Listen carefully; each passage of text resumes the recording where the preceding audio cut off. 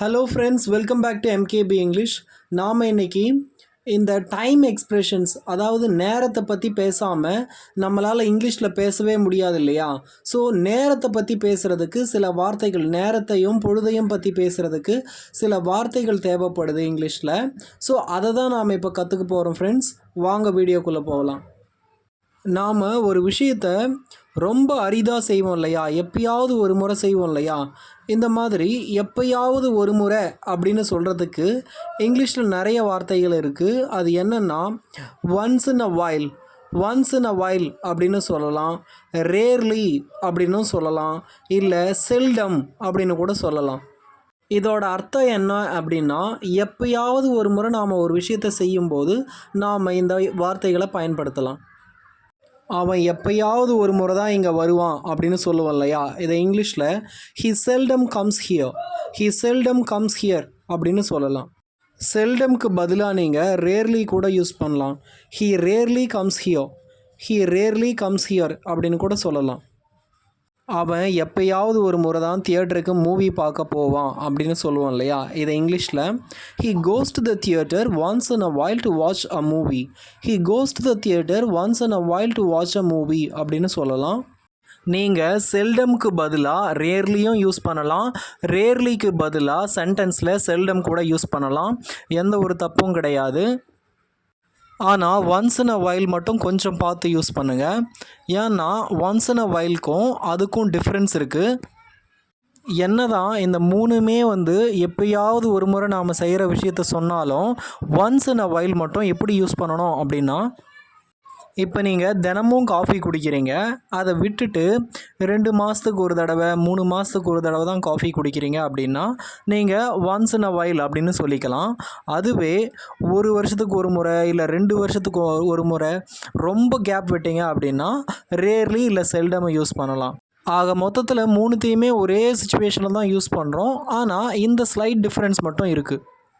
சில நேரத்தில் பயங்கரமாக கோபம் வந்துடுது, என்னாலே கட்டுப்படுத்திக்க முடியலை அப்படின்னு சொல்லுவோம் இல்லையா? இதை sometimes I loose my tempo, sometimes I loose my tempo அப்படின்னு சொல்லலாம்.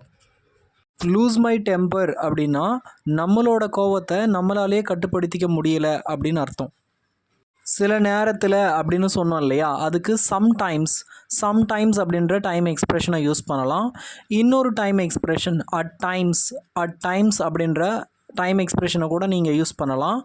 ஆனால் கான்வர்சேஷனில் நமக்கு ரொம்ப ஈஸியாக எது இருக்கும் அப்படின்னு பார்த்தீங்கன்னா சம்டைம்ஸ் ஈஸியாக இருக்கும். ஸோ நீங்கள் சம்டைம்ஸை யூஸ் பண்ணுங்கள். Sometimes I loose my tempo, இதையே கூட at times I loose my tempo அப்படின்னு கூட சொல்லலாம். டின்னர் எப்போ ரெடி ஆகும் அப்படின்னு கேட்கும்போது சீக்கிரமாக ரெடி ஆயிரும் அப்படின்னு சொல்லுவோம் இல்லையா? இந்த மாதிரி சீக்கிரமாக அப்படின்றத இங்கிலீஷில் எப்படி சொல்லலாம் அப்படின்னா சூன், சூன் அப்படின்னு சொல்லலாம். டின்னர் வில் பி ரெடி சூன், இதை டின்னர் வில் பி ரெடி சூன் அப்படின்னு சொல்லலாம்.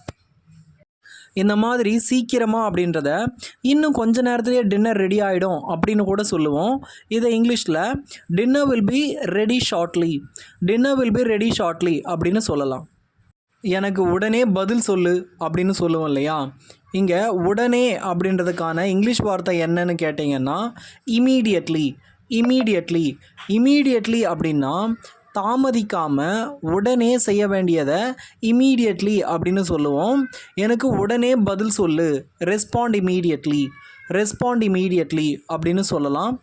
உடனே என் ரூமுக்கு வா அப்படின்றத come to my room immediately, come to my room immediately அப்படின்னு சொல்லலாம்.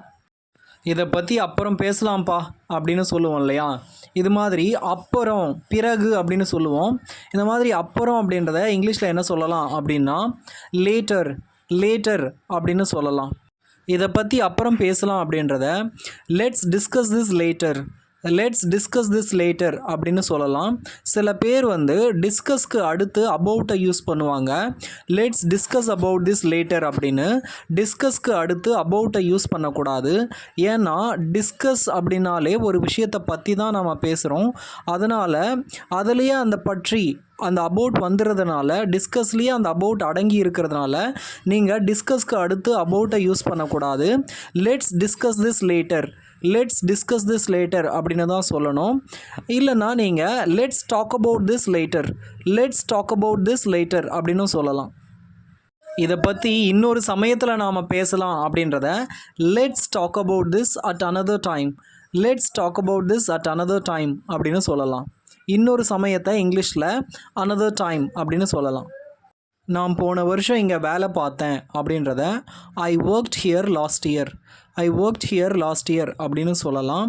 இங்கே போன வருஷம் அப்படின்றத லாஸ்ட் இயர் அப்படின்ற டைம் எக்ஸ்பிரஷனை யூஸ் பண்ணி சொல்லலாம்.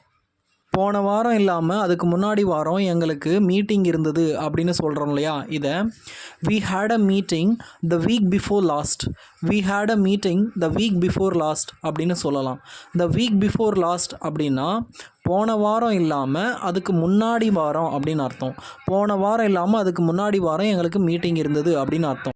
அடுத்த வாரம் இல்லாமல் அதுக்கு அடுத்த வாரம் என்னோட பிறந்த நாள் அப்படின்னு சொல்லுவோம் இல்லையா, இதை இங்கிலீஷில் my birthday is the week after next, my birthday is the week after next அப்படின்னு சொல்லலாம்.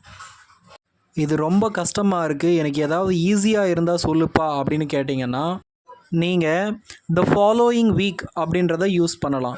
என் பிறந்த நாள் அடுத்த வாரம் கிடையாது, அதுக்கு அடுத்த வாரம் அப்படின்றத my birthday is not next week, it is the following week, my birthday is not next week, it is the following week அப்படின்னு சொல்லலாம்.